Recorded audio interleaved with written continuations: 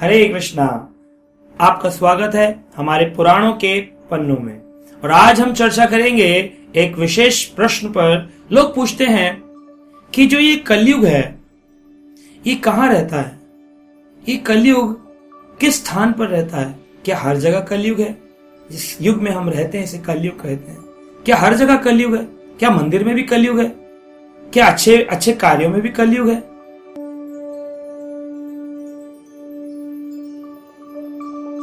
तो आइए सुनते हैं कलयुग को कौन से स्थानों पर बताया गया पुराणों में।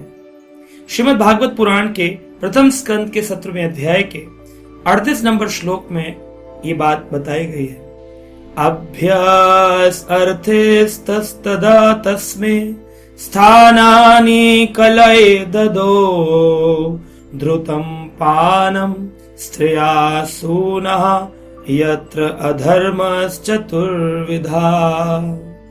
चतुर्विधा 4 प्रकार की विधि से अधर्म वास करता है। उन 4 स्थानों पर कलयुग रहता है। जब कलयुग इस संसार में आया तो राजा परीक्षित से आकर के उसने कहा कि मेरा समय आ गया है, अब द्वापर समाप्त हुआ है, मैं तो प्रवेश करूंगा ही करूंगा। तो राजा परीक्षित ने कहा मेरे रहते हुए कलयुग नहीं आ सकता। तो कलयुग ने कहा कि राजा परीक्षित आप तो महान भक्त हैं, आप क्या भूल गए हैं समय किसी के रोके नहीं रुकता।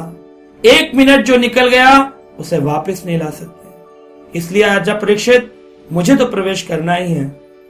अब आप मुझे अपने हिसाब से स्थान दें या मैं अपने आप से स्थानों को चुन लूं। जैसे हमारे घर कोई गेस्ट आए, वो बोले अब मैं आ तो गया हूं, जाऊंगा नहीं, सोऊंगा, तो अब मैं अपने आप बेड चुनूं या आप मुझे बताएंगे कौन से कमरे में सोना है। तो राजा परीक्षित ने कहा ठीक है, मैं तुम्हें 4 स्थान देता हूं। ध्रुतम पानम स्त्रिया सूनम, ये 4 स्थान परीक्षित ने कलयुग को प्रदान किए। ध्रुतम यानी गैम्बलिंग, उन स्थानों पे रहो कलयुग जहां गैम्बलिंग होती है, जुआ खेला जाता है। पत्ते खेल रहे लोग पार्कों में बैठे हुए, कैसीनो में जा रहे हैं। आजकल तो मोबाइल में आ गया 3 पत्ती खेलो, फटाफट लूटो लौट लो, मैंने इतने जीते, तुम किस चीज का वेट कर रहे हो, 1.5 लाख रुपए कमा लिए मैंने कल रात में, आओ तुम भी खेलो, कमान। सारा संसार ध्रुतम में फंसा है। जहां जहां ध्रुत हो रहा है यहां पर कलयुग है। जिस चीज से आपको लॉस हो जाने पर दुख के भंडार में डूबना पड़ता है, जहां हर रोज प्रतीक्षा होती है आज कितना कमाऊंगा, ये सब ध्रुतम के अंदर, गैम्बलिंग। दूसरा उन्होंने कहा पानम, पानम यानी कि मदिरा पान, नशीले पदार्थों का पान। ये इन स्थानों पे तुम रहो। जितनी भी मदिरा की दुकानें हैं, जितने शराब के कॉर्नर खुले हुए हैं, जितने भांग के ठेके लोगों खुले हुए हैं, जहां तंबाकू बिक रही है, छोटे छोटे खोखे बने हुए हैं, सिगरेट, तंबाकू, पान, गुटके बिक रहे हैं, इस सब पानम, यहाँ कलयुग रहता है। जितने बियर बार बने, जितने डांस बार बने, सब जगह पानम, यहाँ पर कलयुग रहता है। और तीसरा स्त्रिय, जहां पर वैश्यवृत्ति होती है, यहां पर स्त्री या पुरुष पैसे के लिए पुरुष स्त्री संग करते हैं, धन कमाने की इच्छा से, संतान उत्पत्ति के लिए नहीं, अपनी इंद्र तृप्ति के लिए ऐसे कार्य हो, वैश्यावृत्ति हो, उस जगह पर कलयुग विराजमान है। और चौथा सुना, सुना, सुना यानी कि मांस खाना, जहां पर मांस खाया जाता हो, जहां पर ऐसे तमोगुनी भोजन खाए जाते हो, लहसुन, प्याज, मांस, मदिरा, ये स्थानों पर सुना, सुना यानी वध कर देना किसी पशु का।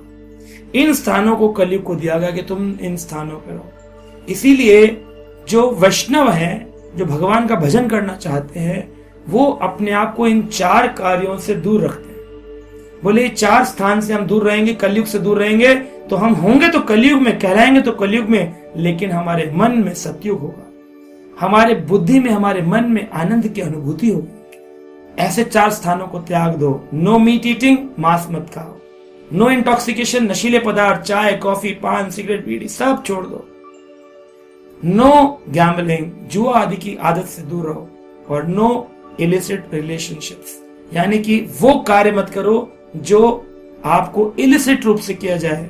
एक होता है विवाह करके अपनी पत्नी के साथ रहना, ये स्वीकृति करी गई है, ये अलाउड है, लेकिन बिना शादी के आजकल जो समाज में हो रहा है इसे अलाउड नहीं किया गया शास्त्रों में, इसलिए ये मना किया गया। इन स्थानों पर कलयुग रहता है, हमारी बुद्धि में तमोगुण का वास होता है, और धीरे धीरे हमारा पूर्ण रूप से पतन होता है, मरणोपरांत नरक का वास मिलता है। तो अगर हम चाहते हैं हमारी सदगति हो, हमारा जीवन अच्छा हो, हैप्पीनेस हो, ब्लिस हो, आनंद हो, तो इन 4 चीजों को त्यागें। यहाँ कलयुग रहता है। हरे कृष्ण।